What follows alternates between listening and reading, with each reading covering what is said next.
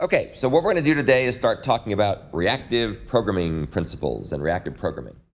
And we'll start out by discussing some of the key benefits and principles that underlie the so-called reactive programming paradigm. You can read more about this paradigm at the reactivemanifesto.org link. Nothing is really profound in computing unless there's a manifesto associated with it, like the GNU Manifesto and so on. And so the Reactive Manifesto is no different. And you'll see as we go through this that there are principles here that will look very familiar to you based on our discussion that we did about Java completable futures. So what is reactive programming first? First and foremost, reactive programming is an asynchronous programming paradigm that's concerned with processing streams of data, not unlike the Java streams we talked about before, and propagating changes throughout a stream. That propagating part's a little bit different than Java streams, as we'll see as we get through this a bit more. It essentially composes asynchronous and event-based sequences using various types of operators. And we'll talk about the operators. The operators are going to look a lot like the operations that you've come to know and love with Java streams. Ideally, and we'll see that there's variations on the theme here, ideally these operators are non-blocking. Sometimes they block, sometimes they don't block, but generally speaking, one of the benefits of the reactive streams paradigm is the idea of non-blocking processing, non-blocking algorithms. And as you'll see, another really cool thing you get with streams is the ability to map these operators and the data that they process transparently to one or more threads. So you can have a pool of threads, and you can have different operators, different flows of data operating on different threads to get concurrency and parallelism and so on. The reason for doing this, the reason for programming this way, is to avoid the overhead of constantly starting and stopping threads. So as you undoubtedly know, creating a thread takes some time. There's a lot of operations involved. And therefore, if you have to start and stop threads quite a bit, then it's going to cause more overhead than you want. What you instead want to do is pre-allocate these threads in some kind of pool that might be fixed, or it might grow or shrink, perhaps, depending on various conditions. But you'd like to make it so that things are able to run on different threads without having to start and stop them, because that takes more time. Reactive programming is particularly useful to support certain scenarios. One of the scenarios, which is very popular, especially on mobile devices, of course, things like Android, is to process user events. So, for example, mouse movements, mouse clicks, touch events, GPS location signals, all the kinds of things that you might have if you've got a mobile device that's interacting with the physical world, either through a network or through touch devices, touch screens, and so on. And those events can get turned into basically signals that can be processed using reactive principles. And there's actually something called RX Android that does a really good job of this. Another thing that reactive programming is very useful for is to support responding to and processing latency-bound I/O events.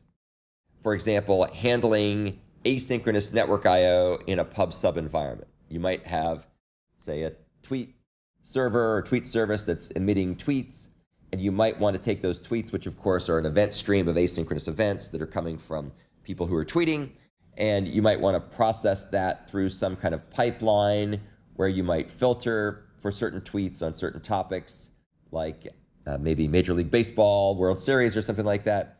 You might want to do sentiment analysis, see who's happy, who's sad, if the Braves win or the Braves lose. And then ultimately you'll take those and group them and then send them on to different observers. And the observers might be on a smartphone, they might be on a laptop, they might be on a desktop, et cetera, et cetera, et cetera. It might be on a smart watch, whatever. And you want to be able to disseminate the information in ways that are meaningful for the different subscribers to that information. Yet another way of being able to use the reactive streams model is to communicate between microservices in modern web-based computing environments. And we'll actually get a chance to do that as the final assignment in this course, where we're going to have the ability to send requests from a client, and the request will then get sent to what's called an app gateway or an API gateway, and the API gateway can then forward it on to various microservices in the back end, and the microservices can run asynchronously, and they can access persistent state asynchronously, and they can talk to other microservices. So it's a really cool architecture that's kind of all the rage these days in terms of giving you maximal support for asynchronous processing and scalability. Reactive programming is based on 4 key principles. You're hopefully familiar with this from our earlier discussion, so I won't spend a lot of time on it. Responsiveness, which means you give consistent response times where you try to establish some kind of reliable upper bounds to give consistent quality of service and prevent delays. You don't want users to have to wait for things. You want it to be responsive and interactive. Resilient, which just means if something goes wrong, the whole system doesn't come to a screeching halt, but just that particular computation fails. And then you have ways of being able to compensate or adapt to that. So you basically don't want to have a single point of failure.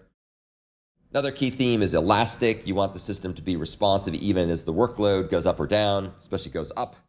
And the typical way of doing this is to auto-scale computations either by taking advantage of more cores on a single computer or being able to take advantage of more cores in a cluster of computers. And then the final theme, final principle, which is really more of an implementation detail than the other 3, is this concept of message-driven. You want to be able to have asynchronous message passing to provide loose coupling, isolation, and location transparency between components.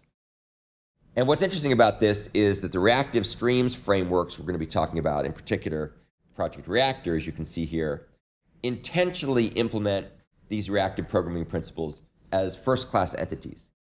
In contrast, the stuff that we looked at before when we were talking about completable futures and their combination with Java streams gives you a reactive model, but it is not as thorough as what you get when you're starting to program with reactive streams, because these are really designed from the ground up to support these key principles. Whereas what we saw with the completable futures and the streams combination, it works and it's nice, but it's not really quite as well integrated as reactive streams are. So that's a quick overview of reactive programming principles. Hopefully those should be familiar from our discussion of completable futures, but we'll talk shortly in lots of new and interesting ways about how these features get realized in the context of reactive streams frameworks like RxJava, Akka, and/or Project Reactor.